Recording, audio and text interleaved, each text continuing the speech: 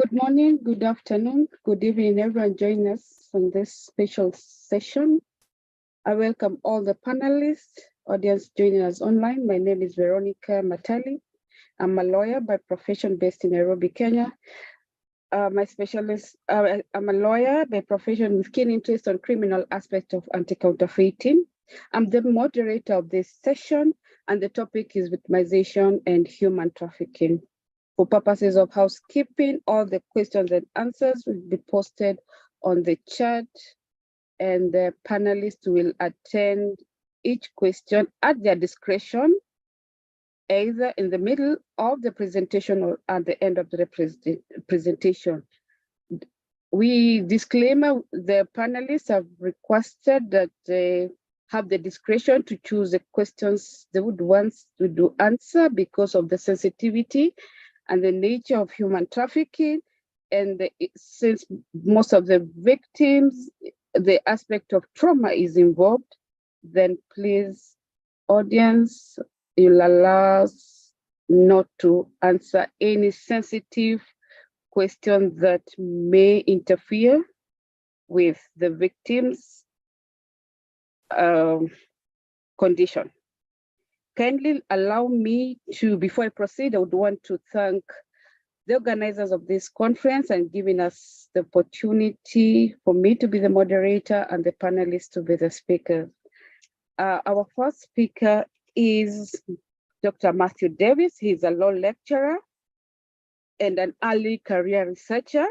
He holds a PhD in international law, human rights, and criminal justice.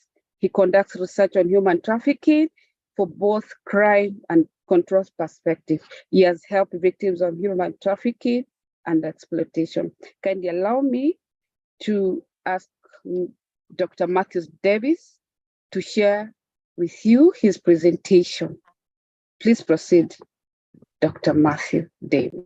Thank you. Thanks for that introduction, Veronica. So I'd like to just share a presentation with you.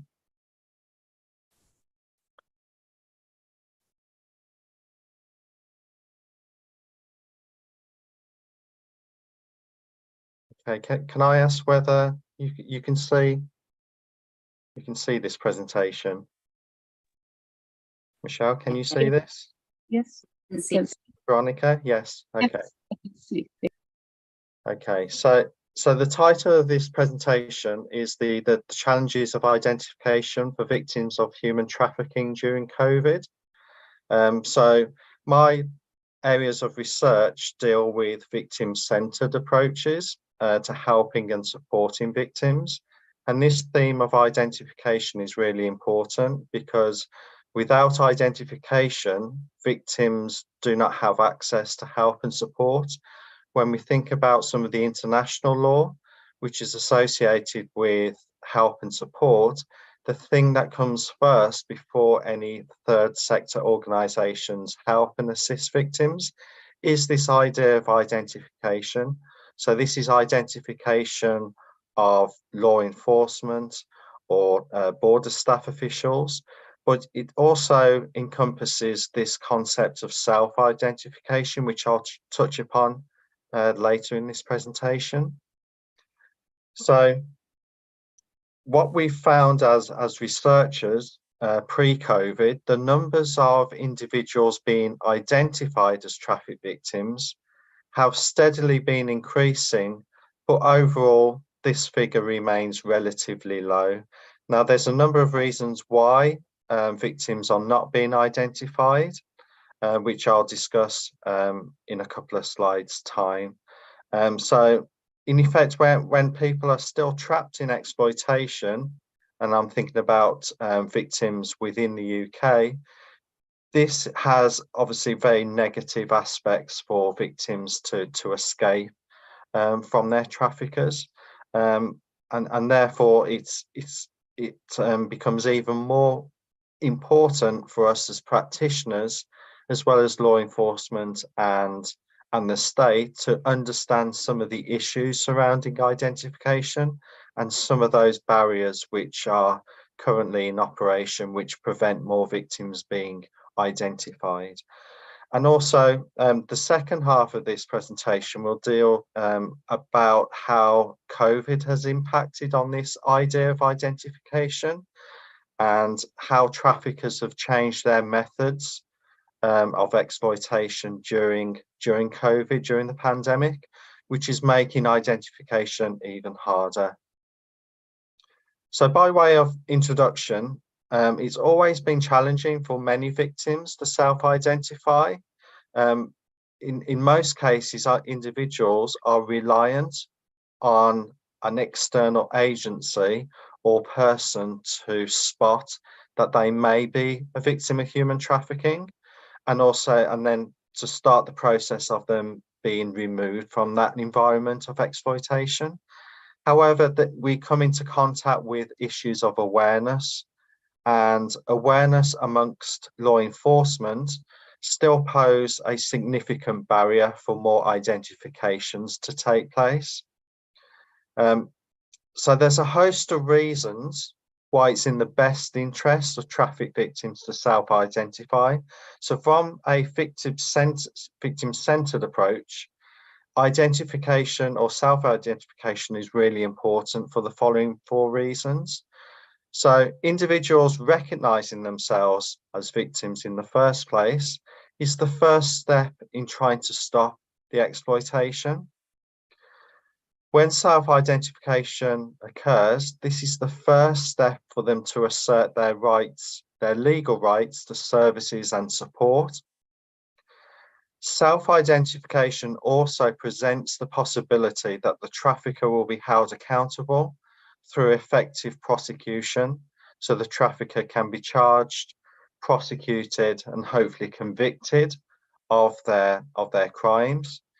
And then fourthly, self-identification often presents opportunity for foreign victims to regularize their immigration status.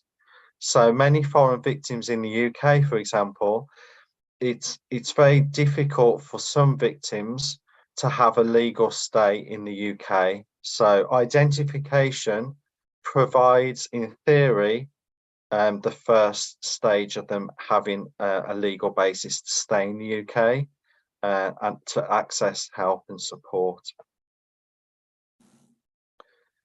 So kind of deep diving into this concept of identification, it's important for us to understand some of the themes that are going on between, or the interaction between trafficker and victim, which prevent self-identification. So I've identified 2 main aspects, 2 main themes.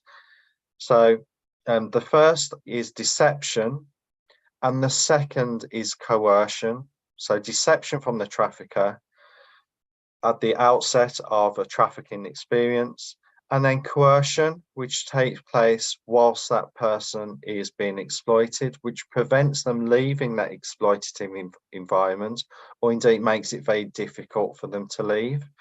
So from outsiders, sometimes the following question presents itself: why doesn't the victim just leave?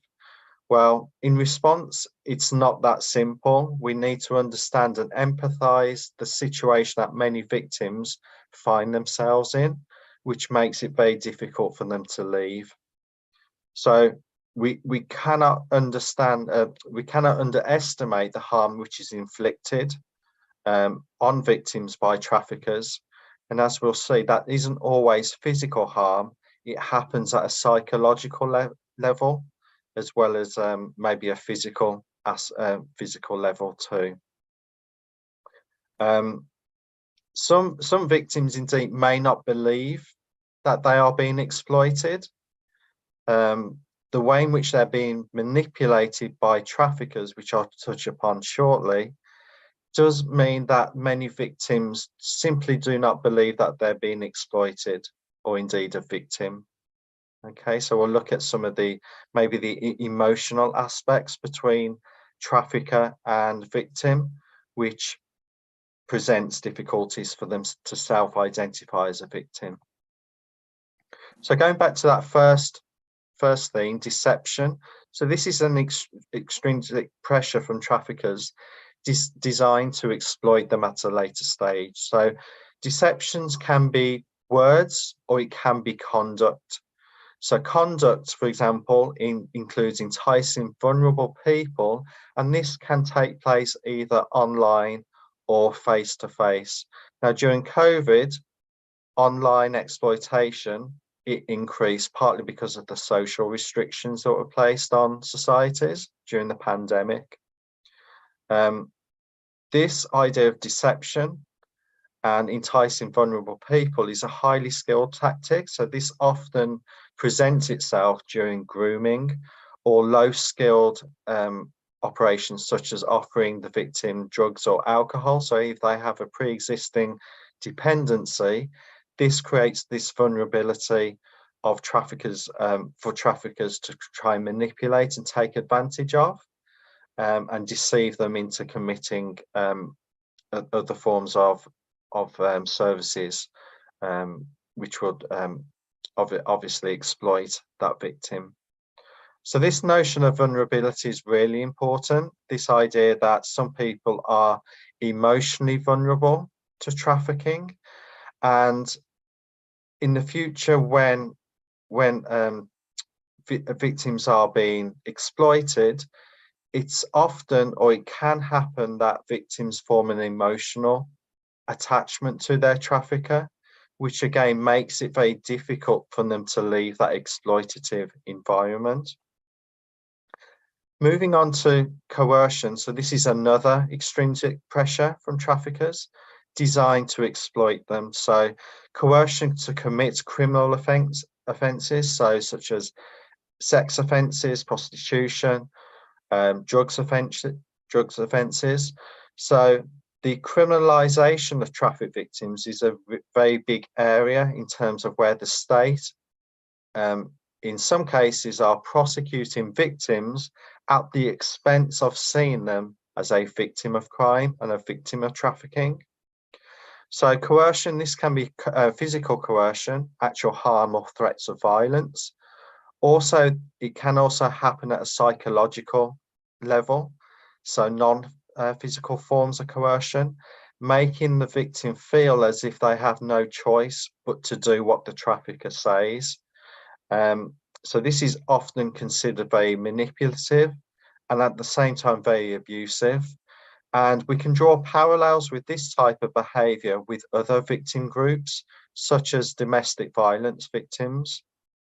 This also feeds into the Biderman's theory of coercion, keeping victims in an exploitative situation, prolonging the harm and abuse of individuals.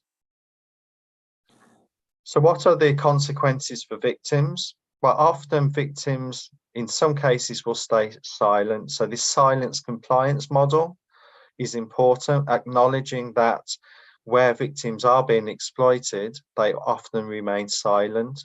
And this is where it's very important for third parties to understand some of the signs of trafficking in order to try and spot where there may be a victim of trafficking and then do something about it. Often victims will not speak out because of being arrested, fear of being arrested. So if they're committing criminal offences as part of their exploitation, again, that's a barrier for them to self-identify. These offences committed under duress, like I say, is a really important issue. Also, in terms of foreign victims, it may be that they have no legal status, they're illegal in a state, and therefore, if they were to speak out, there's a fear of them being deported by the state, again, at the expense of them being a victim. And in most cases, victims will not speak out for fear of more harm and violence being inflicted on themselves, maybe their family members as well. So that's also a very large, significant barrier. And also the constant rely on the trafficker for survival. So they're relying on that victim, maybe for accommodation, for food, drugs, or alcohol to feed a certain dependency. So the impact of COVID has been really interesting on this aspect of identification. So what we found as researchers is that it's had a detrimental effect on vulnerable groups in society, especially in the UK. So traffic victims were one of those groups who were especially affected by the social restrictions occurring at the same time as their exploitation. So the pandemic created a situation where the crime as such, or the behavior was very much hidden. We know that trafficking is a very much hidden crime, but because of the social restrictions during COVID, we found that this is really deep, really hidden within societies. And therefore it's been really difficult to ascertain what the true extent has been to the accurate levels of exploitation within the UK. And it will only be seen maybe in the next 5 years in terms of what's really happened during this period, once hopefully more victims either self-identify or come to the attention of third sector organisations. So, like I say, it has been driven underground and has been simply hidden from society.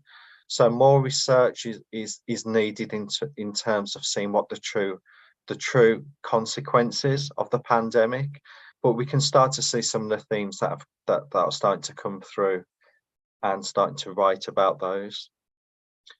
What we do know is that modern slavery during the pandemic thrived. So certain industries were kept open during the pandemic, which had exploitative individuals working within them. So industries such as manufacturing, agriculture and construction continued to operate during the pandemic, as well as some other exploitative environments such as car washes and nail bars when restrictions were lifted here in the UK.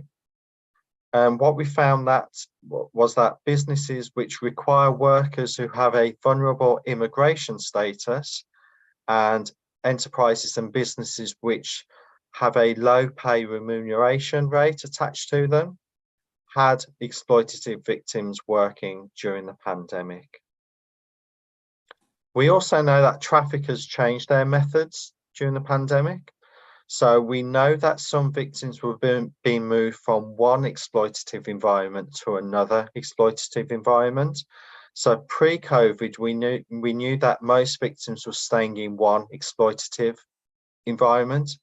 During COVID, they were being moved around depending on the services and needs of traffickers. So victims were being moved across the UK undercover, and at the same time they were moving from one exploitative aspect to another environment.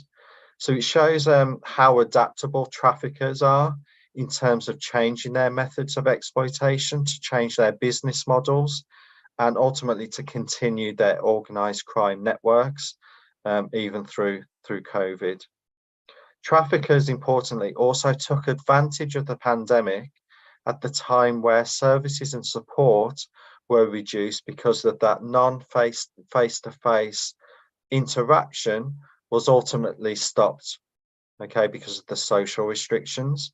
So they created a vacuum where victims that needed support face-to-face were not having access to that support, and therefore they were being isolated, and it created a new vulnerability for some victims that traffickers took advantage of. So the impact of COVID-19, I would argue, and some other researchers are starting to look into this new type of victim that has been created during COVID. So we're still unclear in terms of the level of trafficking which happened during the pandemic, in terms of the scale, but we know that there has been more people that has been or have been vulnerable to exploitation during this period because of the social restrictions. We know that more people were pushed into more precarious work environments during COVID. So we know that many people lost their employment during COVID. And again, that creates a vulnerability for people to survive during this period. We also, in terms of general senses, going through a cost of living crisis. alongside the demand for low-skilled workers to fill the gap over Brexit. So cost of living and Brexit are two important issues. As a researcher, I'm very conscious in terms of the impacts that these two issues are having on victims, and also creating a level of vulnerability within certain groups in the UK. So it will be interesting to see how people have been exploited during this period, because, and directly linking either the cost of living crisis and maybe Brexit in terms of foreign victims that are here that have been exploited. So in conclusion, deception, coercion and control are three means of how trafficking can occur. Exploitation can then be forced to be continued, and therefore it prolongs this abuse and harm against victims. All of the above issues are significant issues because they prevent escape of the victim, and therefore make self-identification even less likely to happen. So we must remember that it's not credible to believe that victims can simply leave an exploitative and abusive environment. It's very much a complex situation to understand. And importantly, as practitioners, policymakers, legislation needs to have this empathetic aspect to it in terms of understanding the situation that victims find themselves in. So that's a really important skill as practitioners and researchers, to understand the issues in a lot more depth. And there's lots of dynamics at play which illustrate how deep and obscure the path to freedom for victims are. So that's really important. And then going back to COVID, we know that the aspect during the pandemic was that less people had the opportunity to self-identify or indeed be identified by frontline agencies. So that will be a challenge going forward for more victims to come forward. Without individuals being identified, as I started the presentations, victims cannot access the services and support required to start their journey of recovery from their exploitation, and to recover or start to recover from their traumatic experiences. So thank you for listening to this presentation. I hope I haven't rushed some of the slides, but obviously I'm open to questions, and obviously the discussion that we'll have shortly. Hopefully we can have a general conversation about some of these aspects in a lot more detail, and I'll be happy to take comments and questions, Veronica. So I've just left my details there, and if anyone wishes to contact me, the best way to contact me is through email. So I'm willing to share these slides afterwards as well. So thank you, Veronica. I'll pass back the floor back to you, Veronica. So thank you. Thanks for listening. Thank you, Dr. Matthew Davis, for your presentation. I cannot see any questions at the moment, and therefore, before I introduce the next speaker and panelists, I want to mention on the issue of human trafficking and the crime aspect in it. It's a global crime that trades in people who exploit people for profit. Whereas the persons or the organized network behind the lucrative business make money, the victims end up being vulnerable. They end up suffering physically, socially, and emotionally distressed. And therefore, before I introduce our next panelist, I would want to make the audience understand that our panelist has requested that she'll be very sensitive wherever she would want to share with you people, subject to her discretion. To help us understand more from a survivor of this heinous crime that called human trafficking, kindly allow me to introduce Miss or Madam Michelle Abel to make her presentation. Michelle, please proceed. Thank you, Veronica, for your introduction, and thank you, Matthew, for such an excellent presentation. Good night, everyone. I would like to thank all the participants present in this webinar. I am a survivor of familial trafficking and abuse. I normally speak on subjects of child abuse and neglect, intimate partner violence, commercial sexual exploitation, and human trafficking. But tonight, I would like to focus on the mechanisms of victimization. I found that these patterns are applicable to all victims, no matter the age or type of abuse they suffer. In all the cases I studied, I found that the majority of the victims suffer from adverse life experiences, adverse childhood experiences, adverse adulthood experiences, and adverse community experiences that create the vulnerability that abusers are looking for. I also found that females have more complex patterns of childhood adversity than of boys. Victims of abuse and manipulation sometimes get trapped in a self-image of victimization.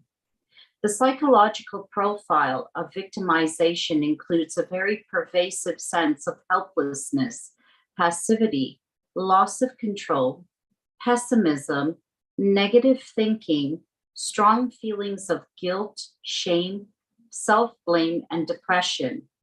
This way of thinking can lead to hopelessness and despair. All perpetrators of abuse have the intention of violating our bodily integrity and autonomy. The first time I recognized this pattern was when I learned about Bitterman's chart of coercive control. In 1957, sociologist Albert Bitterman studied the methods of Chinese and North Korean torture of American prisoners of war. In spite of the chart's original Cold War application, Amnesty International has stated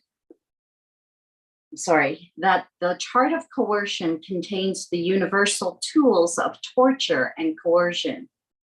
In the early 2000s, the chart was used by American interrogators at the Guantanamo Bay detention camp. In her groundbreaking book, Rape in Marriage, Diana Russell, originally published in 1982, presented two lists side by side, the Bitterman's chart of coercive control and the common techniques of domestic perpetrators. The lists were virtually identical. Further studies, however, confirm her findings. And here I find the biggest difference. Some intimate partners appear to be replicating the system of coercive control unconsciously, but pedophiles, child abusers, pimps, and madams deployed the techniques tactically like the North Korean captors.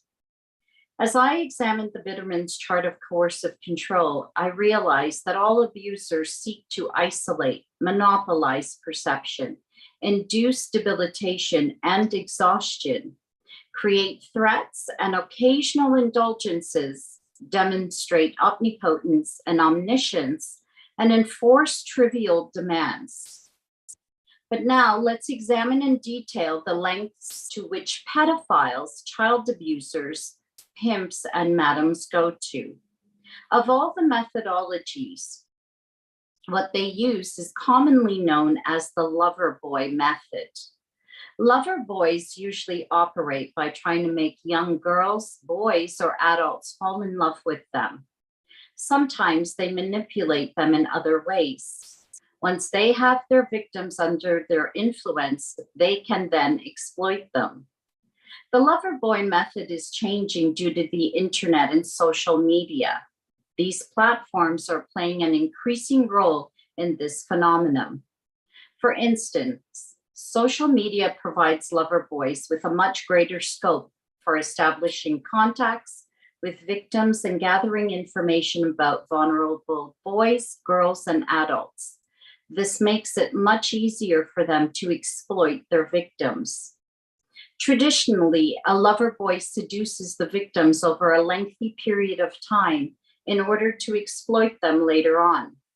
When done correctly, the lover boy won't have the need to suggest or force the victim into exploitation. It will be the victim offering to do it because they love them and want to help in any way they can. It is what I call self-induced exploitation. This practice is being used less and less. Nowadays, lover boys resort more quickly and frequently to threatening their victims by using either blackmail and violence because of the reach they have due to the internet and social media. Additionally, it can be done across jurisdictional boundaries, making it almost impossible to detect or even investigate. I was shocked to find that no matter their age, anyone can fall prey to the coercive control methodology. So what is the psychology of coercive control?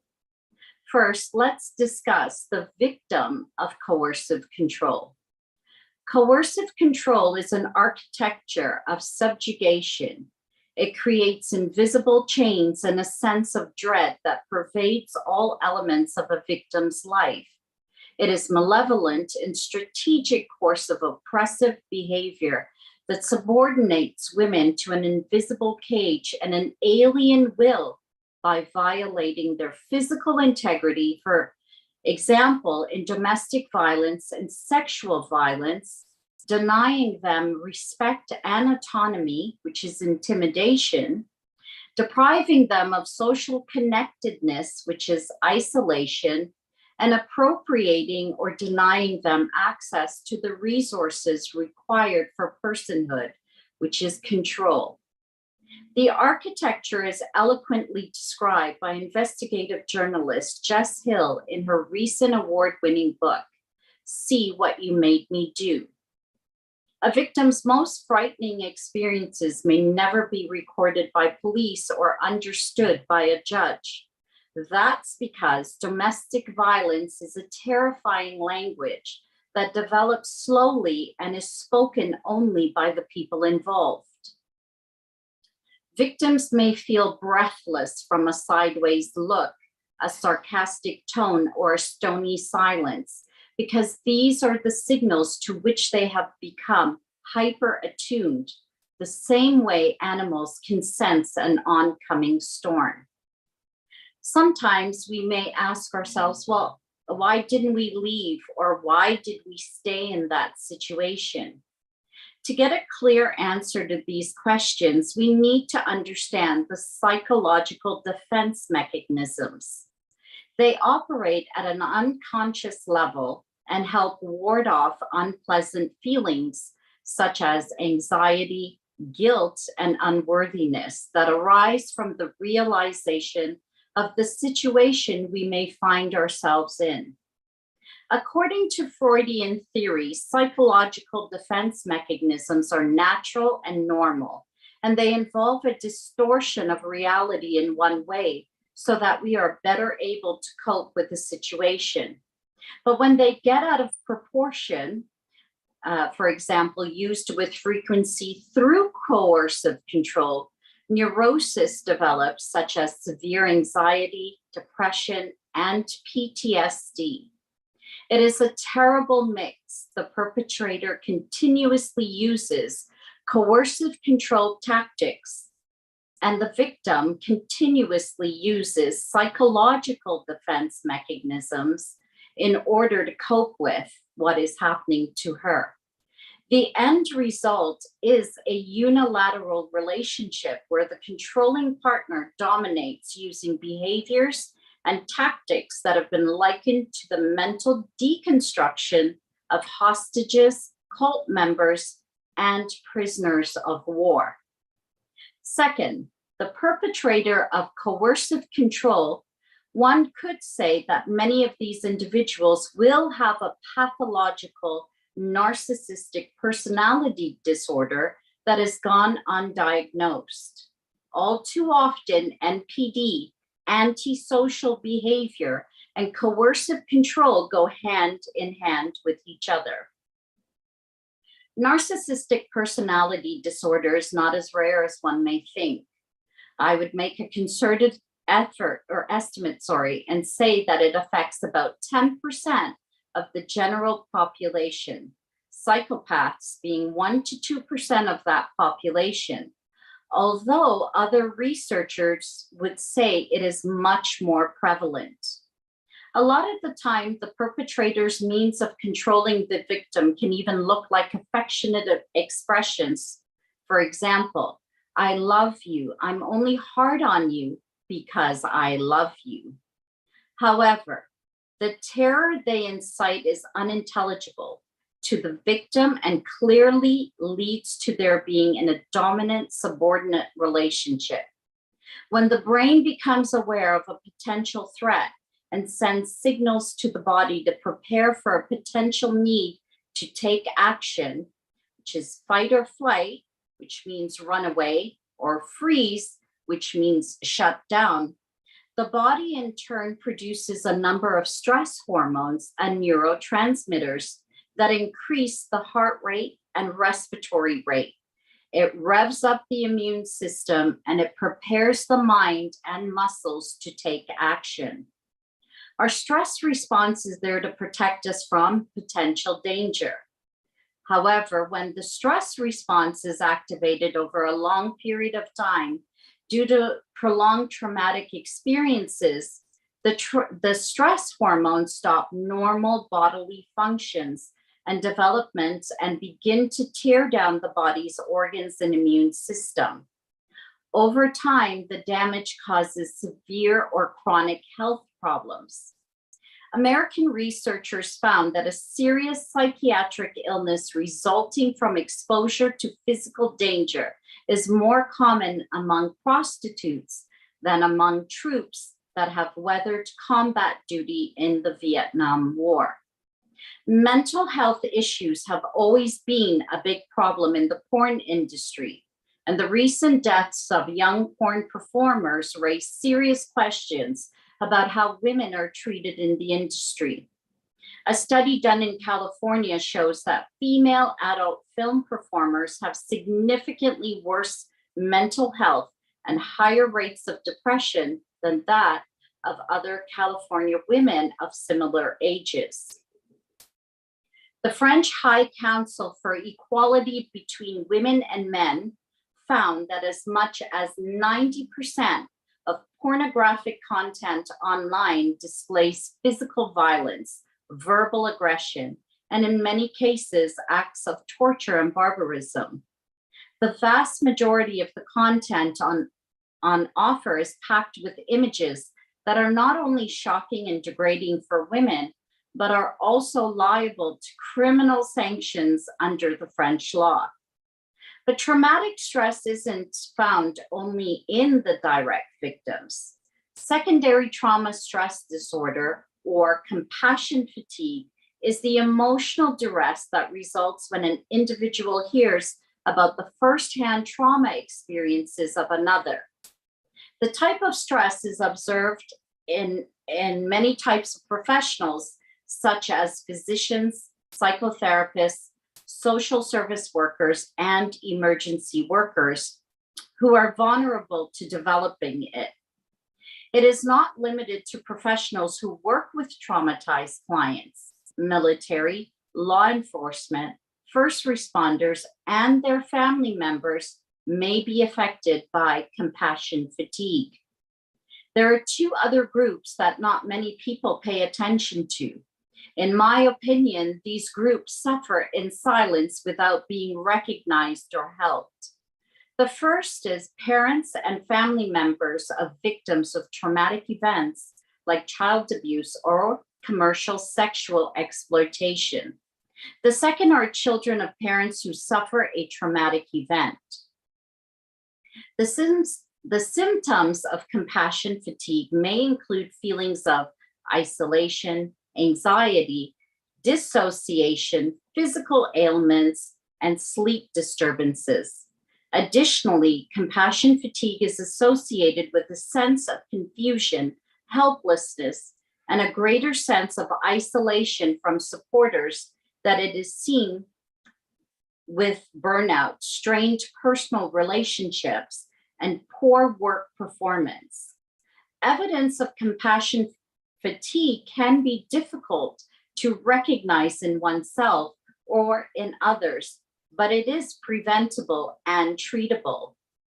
But traumatic stress extends beyond the present generation. Stress experienced by a pregnant mother can lead to elevated levels of the stress hormone cortisol in her body, which can then be passed on to her unborn child via the placenta. Elevated levels of cortisol and fetal distress due to the mother's high blood pressure caused by the stress hormones can impact the architecture of the child's developing brain, possibly changing its size, shape, structure, and organization. Some researchers theorize that women survivors of traumatic events can pass through their breast milk stress hormones, which impacts the health of their children. We call this intergenerational trauma. Science indicates to us that a female fetus is born with all the eggs she will ever have in her lifetime. When a woman is carrying her daughter in her womb, the granddaughter is a tiny egg in the unborn daughter's ovaries. So this clearly shows that the three women have been connected for a very long time. If the grandmother suffers from severe adverse life experiences, the chronic stress she suffers is passed on to the next two generations of women. We also know that children born to survivors of cataclysmic events are themselves more susceptible to stress and at a greater risk of mental illnesses like traumatic stress disorders, despite never having experienced the trauma themselves. Epigenetics, the in utero environment, early experiences, and the parent-child relationship all play a critical role. We also have community trauma, also referred to as collective trauma, and it is defined as an aggregate of trauma experienced by community members or an event that impacts a few people but has structural and social traumatic consequences.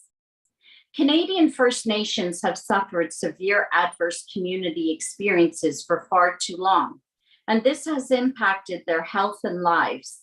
Historical trauma linked to colonial maltreatment, forced assimilation, cultural oppressions, the residential school system, the birth alert system, the forced sterilization of First Nations women, the enforced poverty for lack of opportunities, and the economic exploitation due to high prices of food in native reserves or northern territories may also negatively influence parenting patterns and further transmit trauma across future generations through the intergenerational cycle of trauma.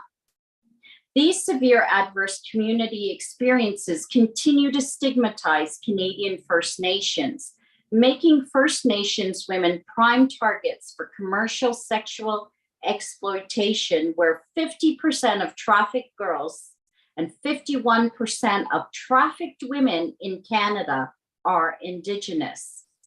You can see these patterns of trauma from victims of childhood abuse, kidnapping, and commercial sexual exploitation, including displaced populations of various war-torn countries. As a survivor, I was confronted with a difficult realization. But if I am to be honest in my analysis and conclusions, I also have to admit that the perpetrators of abuse have been victims of abuse themselves.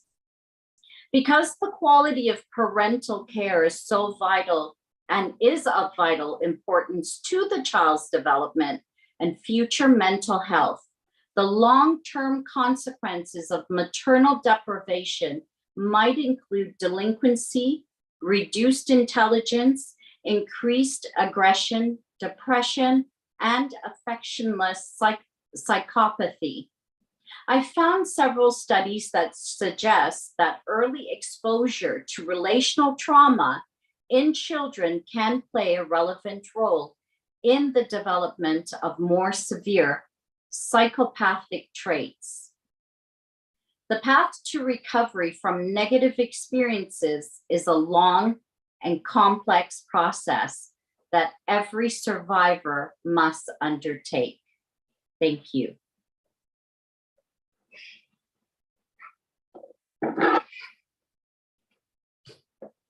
Thank you, Michelle, for your presentation. Thank you, Veronica. Mr. David Matthew, Doctor, do you have any questions to Michelle? Because I also have a question to ask you. Should I start with mine, or we should proceed with Michelle's question, then finalize with yours? Well, the first thing I'd like to say is thank you, Michelle. Thank you for your presentation. So very interesting. Obviously, it's something that's very, very close to you. And obviously, when I was listening to it, it just comes across how authentic and how genuine you are about some of these issues. And obviously, when I was listening to your presentation, I understand the issues, but you've done a really good job of unpacking some of those issues. And there's a lot more that I guess we can speak about in terms of developing certain aspects of what you've spoken about and then taking them somewhere into other conversations as well. So I just want to say thank you for the presentation. So it's really interesting, and thank you for being able to speak about these issues with such clarity as well. So thank you. Thank you so much. Thank you. I really appreciate that. Veronica, I'm willing to maybe if there's a question first, and then maybe we can move on from there, if Michelle agrees. Yeah, of course.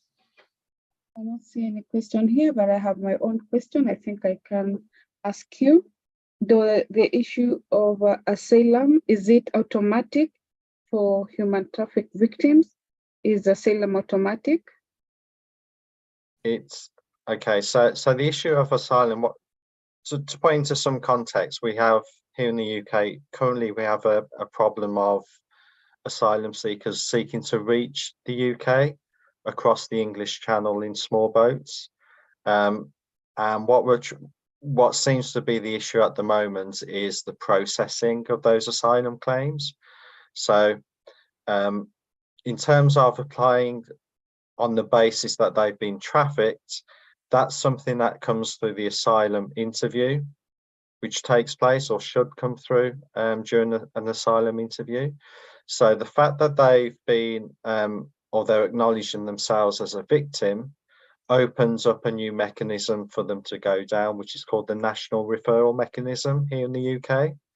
And this offered them help and support whilst their claim as to whether the state believes that they are a traffic victim, it kind of moves away from the asylum process. So they may still wish to claim asylum, but at the same time, they may wish the reason why they're claiming asylum is the fact that they've been trafficked.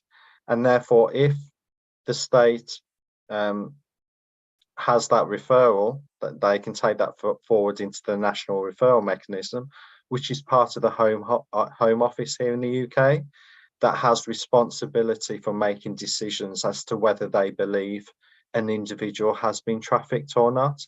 And that takes place under the international obligations in terms of protecting victims.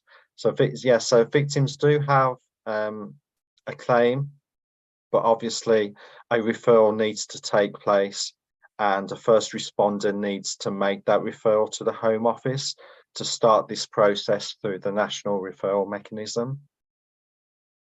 So I hope that's answered that for you, Veronica. For the clarification, I have a question to Michelle. It's a bit sensitive, and you have the discretion either to answer it or not. Yes. Yeah.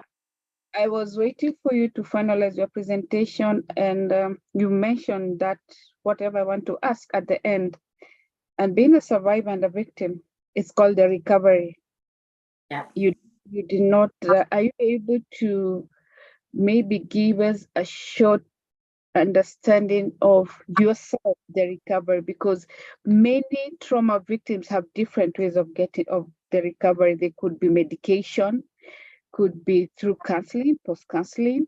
So you as a victim would want you to, it's a subject to a discretion, to help us understand how did you recover trauma? So my recovery was a bit difficult at different stages. I actually went through a complete emotional breakdown, and I dissociated. I lost my language skills, my memory. I regressed to 2 stages where my trauma was quite prevalent in my life. I'm still in recovery, and I always will be, because even though I'm doing this work, I have to be cognizant of what triggers me, or as I deal with victims that may be transitioning or still being exploited, which I do in my outreach programs, I always have to be mindful of my own mental well-being. So some of the tools that I use, they were kind of a hit and miss at times, but journaling is really great. Writing different parts of your trauma, meditation. I tried that a few times, but unfortunately I have a busy brain, so that didn't work for me. However, I modified it by going to take nature walks, being out by the water. So you can meditate in different ways, and it's very personal for each person.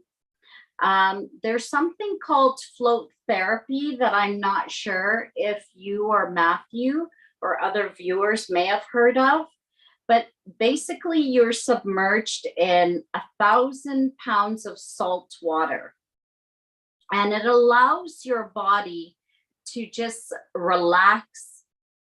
It helps to soothe your mind. You can reflect on your trauma. It's a sense of letting go then, but it's something that I found quite effective. For me, I'm not able, they'd like you to completely submerge and float, hence float therapy. I'm not there yet. I can, because I said I have a very busy, active mind, I find that there are uses for me, so it helps me to relax. It's a tool I can use, but the complete submersion in a pod with complete darkness, that's a trigger for me that I still have to work on. And I'd like to suggest that anyone that is writing about their traumatic events, they don't come in a chronological manner. So it's important that whatever memories you have, you can write on a cue card or piece of paper, or even in your journal. And however they may show up, you write accordingly to what you retain or what you remember. And then at some point you can revisit and start putting things in chronological order. And I had to do that for a presentation that I did here for the RCMP. I basically took chunks of my life, wrote them down according to what I could remember. And then what actually happens in the brain, it triggers other memories. And so you're able to journal it and then try to say, okay, well, at 10 years old, this happened, at 20 years old. So you're taking chunks and pieces of your life. And I feel that, well, that has been effective for me. And I know some other survivors that has been effective for them. Does that help? Yes, yeah, it was an area that you had not covered, and I felt it was important for you to expand on the same. The other question, Michelle, is Yes. you have a non-profit organization. Yes. I mentioned it because I wanted you to say about it. Okay. Yes, because it's part of your profile. Because I read through your profile and what the NGO does, the non-profit organization. It's more than human trafficking, Oh, right? yes. So Yes. just tell us more. Just be brief. Whatever you cover, jurisdiction. Yes, because is it based only in your country, in your jurisdiction also important because this is an organization. I mean, sorry, this conference is it's global. Okay. Yes. And Yes. to So probably the NGO, I decided to open one in Canada. And I did that in terms of policy writing that I do and research and development. So that is my main focus, hence the studies that I shared a bit on trauma tonight. But basically it is here I would like to set up a shelter for secondary and tertiary victims and any outreach that I can possibly do. So right now I've been extremely busy and then writing material. So we're in the process of also developing a program. And right now, my primary focus has been just to wrap up the commitments I have this year and then put my focus primarily on the NGO beginning of next year. So I still have to finish the website, and I will be fully functioning by next year. So, but this is predominantly, I set this up because I saw such a grave need for women and children. And as Matthew alluded to his presentation about the housing crisis, well, we have a huge housing crisis here in Canada. Even with migrants coming in, I don't know if you've seen it, but we had migrants that are quite displaced once they get here. So, there are solutions that are in the works that I'm coming up with. And so the NGO will present these to various levels of law enforcement and government.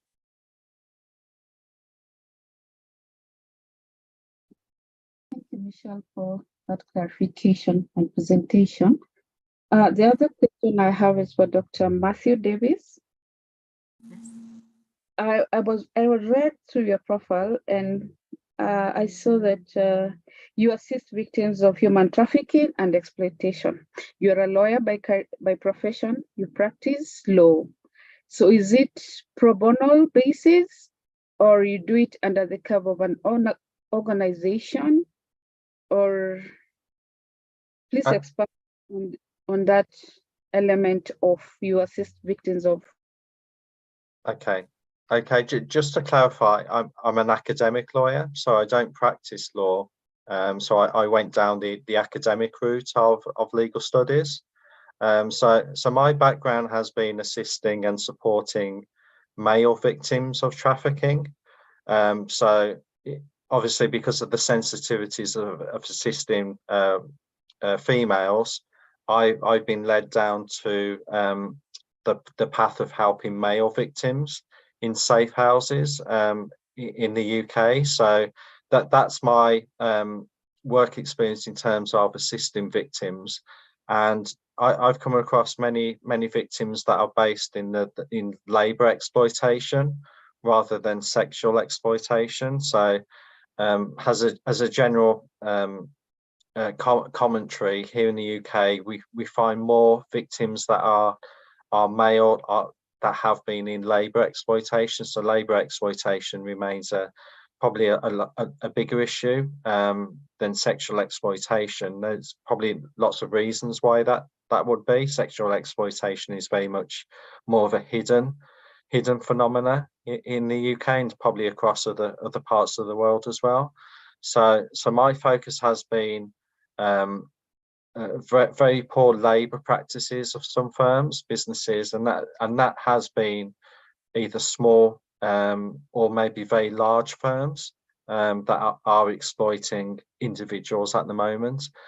So I've been involved in safe houses, assisting victims, being able to provide them with the advice in terms of going through the national referral mechanism, which I referenced earlier, being able to tell them what their rights and responsibilities are within that mechanism, starting to help them access help and support during their stay in the safe house before they move on to a more specific specialist care package that other third sector organisations help with. So the work that I've been involved in has been very much with law enforcement, where there has been police investigations where they've identified potential victims, and the signs that have presented to investigation teams suggest that there may be one, maybe more victims that are working in a specific location, and the police has actually gone and conducted a raid, brought those victims out of exploitation, and either in some cases maybe split the victims up into different locations. And I've been assisting other colleagues in the safe house to look after victims during that initial period before moving them onto other more specialist organisations such as the Salvation Army that are responsible for accommodation. So going back to what we were saying, what Michelle was saying about the housing situation. So we do have issues in terms of capacity, supply and demand generally. And what we found is some third sector organisations now are starting to not take referrals of new potential victims, partly because of the pressures that the housing sector has placed on society as a whole, which is affecting potential traffic victims. So that's my work. So I come from a more from an international law perspective. Some of the global crime issues which are prevalent in the world at the moment, and then focused primarily on human trafficking. So I've done some research in terrorism as well, but now I'm focused more on human trafficking and exploitation, and assisting victims, and coming from a victim-centered approach, whilst acknowledging there's a crime control approach that states need to take regards terrorism and firearms and human trafficking, those other types of organised crime themes, which are prevalent in today's world, and also issues to do with migration as well. So migration to the UK, especially in terms of Brexit. So even though the UK has left the European Union, we're still finding that immigration or illegal immigration is becoming a bigger issue now, and it's very much a political issue here in the UK, which sometimes is not helpful directly to potential victims and vulnerable victims that are foreign nationals. So there's plenty of agencies trying to advocate on behalf of vulnerable groups here in the UK, but that's a significant issue for people that work in this type of work, that we're having to deal with some of the hostile attitudes towards foreign nationals and immigration in general. So I'm not sure if that's probably very different to Canada at the moment. So maybe Canada and definitely other countries are looking at immigration in a different way to maybe the UK. We're still reliant on low-skilled workers, so there's still a need within our economy to fulfill some of those jobs, which we're having shortages of. So we definitely need more low-skilled workers, but sort of politically that isn't very attractive to some parts of the electorate. So I go back to that political aspect, some of the political barriers which are preventing some of the meaningful solutions which could happen here in the UK. But I acknowledge that it would be very different definitely in Canada in terms of access to Canada, to in terms of immigration and people wanting to move to Canada.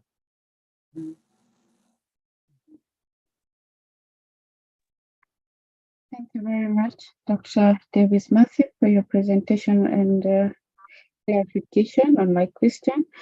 Madam Michelle Labelle, do you have any question? No, I don't. Any extra presentation? I'm sorry? Do you have anything extra presentation you can add? No, and I was just thinking about what Matthew was just expressing regarding immigration. And we do too also have political barriers. And I like how you said that, because we do have challenges that we must address. And sometimes it's not easy to address those situations easily. So, but we must continue to fight for change for the betterment of people. Yeah. Thank you very much, Michelle, for your response. Dr. Davis Matthew, I have a question, not really a question, but a concern. It's more of organized crime, being that you have done international law, whereas most of the organized crime are related to the funders, right?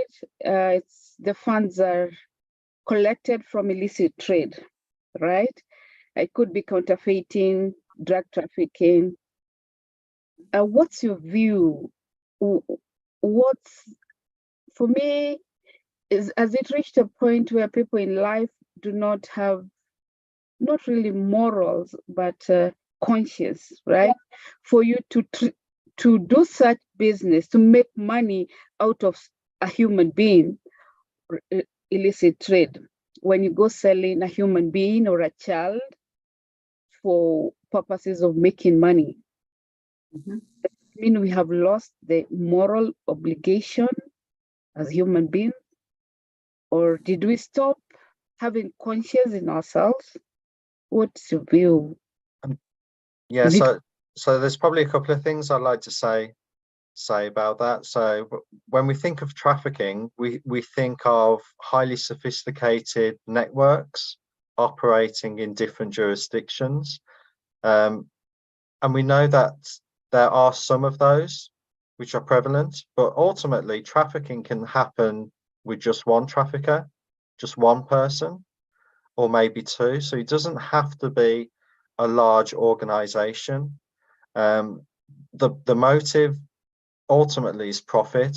There's profit, unfortunately, in human beings being able to exploit vulnerable individuals for means of profit.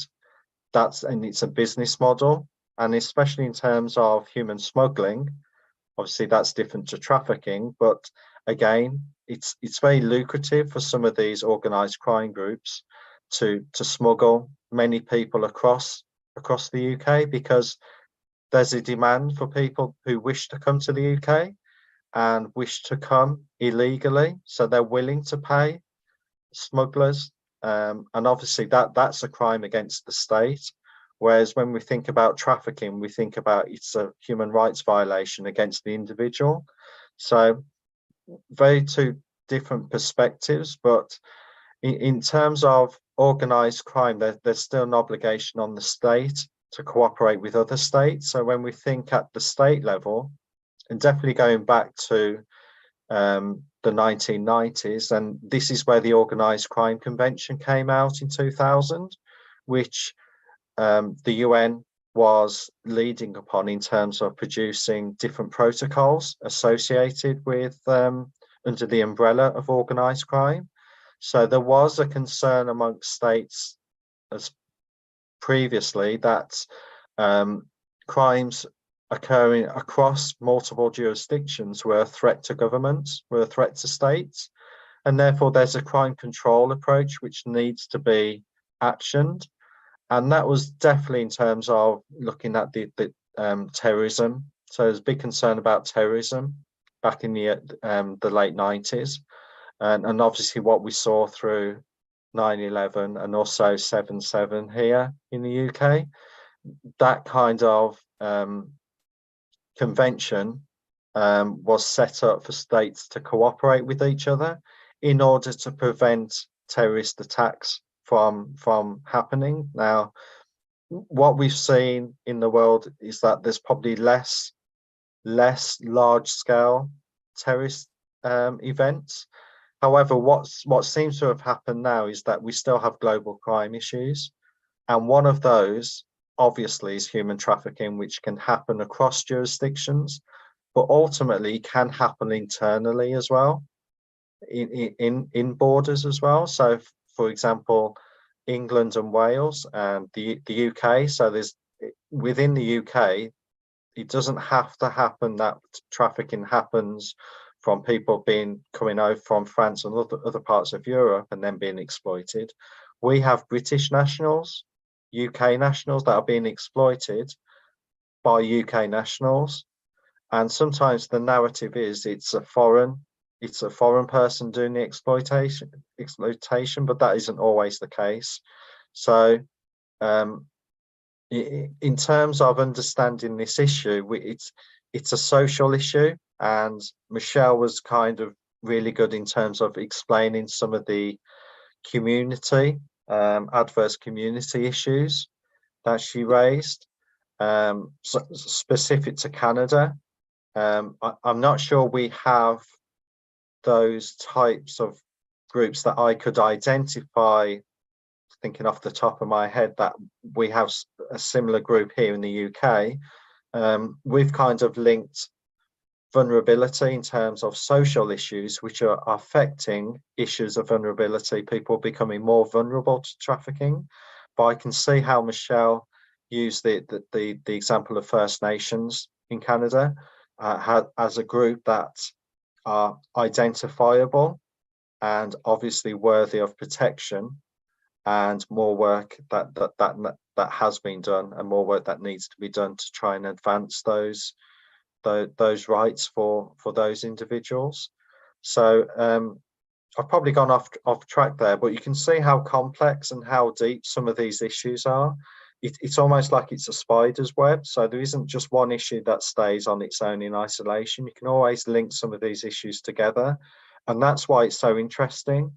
And as a researcher and as a lecturer, the more I speak about these issues, the more complex they become, because you're unpacking some of these issues that are not visible on the surface. You have to really start unpacking some of these issues in a lot of detail, which takes a lot of time. So we're all learning. So I don't think that there's anyone that fully understands the phenomenon of what's happening.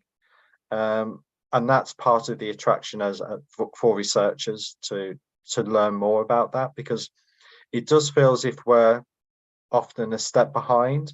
And especially when I've spoken to law enforcement, it's a challenge for them to try and keep ahead of some of these traffickers because of the movement that's involved in exploitation, moving victims around very quickly and very easily. That's very hard for law enforcement to keep up with. So it's a fascinating area, and it's great to hear about testimony from victims, because that informs us as practitioners, and ultimately we can pass that on to policymakers as well. So it's about education, understanding what's happened previously, understand where we are now, and understand what needs to be done to create some meaningful impact going forward. And that's the challenge for, I guess, for all of us, and obviously the people that are listening and watching this recording, and the many NGOs and also the third sector organisations that are doing some great work in this area. So it remains a challenge, but I'm very positive that things can get better in terms of trying to prevent some of this from happening in the future. but we definitely need to understand the problem in a lot more detail in order for us to go down that route. So obviously I'm willing to, I'm making a contribution as is everyone else. So it's so interesting. So I've definitely gone off track, but okay. Thank you. We really have If we look at the cultures and the different cultures, then we can understand the different types of victimization that happens within the various cultures. And Veronica, to address your question about morals or consciousness, well, you know, when you can sell a human being in a day more than 20 times, we see that greed and money obviously is the motivating factor, right? So that is important to understand. And by the way, human trafficking is much, it's $3 billion, I think they have it capped at right now. But I truly believe that it's more than that. And also, if we address the part about pimps recruiting pimps, you see that there is no moral compass there when this is just something that they do generation to generation.